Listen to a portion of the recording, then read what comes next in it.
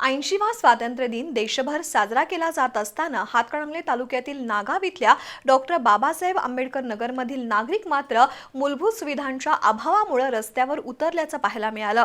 आंबेडकर नगरमधील तुंबलेल्या गटारी आणि अस्वच्छ पिण्याच्या पाण्याच्या गंभीर समस्येकडे लक्ष वेधण्यासाठी ग्रामस्थांनी स्वातंत्र्य दिनी थेट ग्रामपंचायत कार्यालयावर धडक मोर्चा काढला।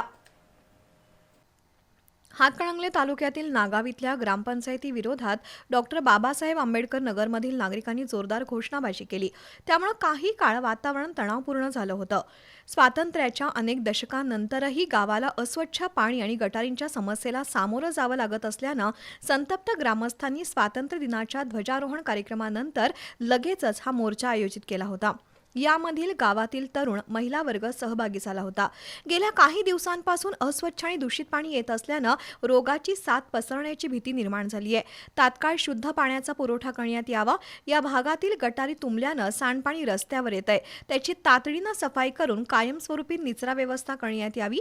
गावात औषध फवारणी करून अस्वच्छतेमुळे होणाऱ्या आजारांना आळा घालावा अशी मागणी करत मोर्चेकऱ्यांनी दूषित पाण्यानं भरलेली बाटली सरपंच आणि ग्रामविकास अधिकारी यांना भेट देऊन निषेध व्यक्त केला।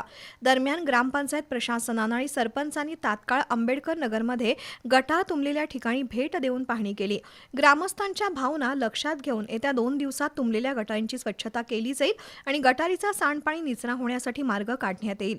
तसंच पिण्याच्या पाण्याच्या शुद्धीकरणासाठी ठोस उपाययोजना केल्या जातील असं आश्वासन प्रशासनाकडून देण्यात आलंय।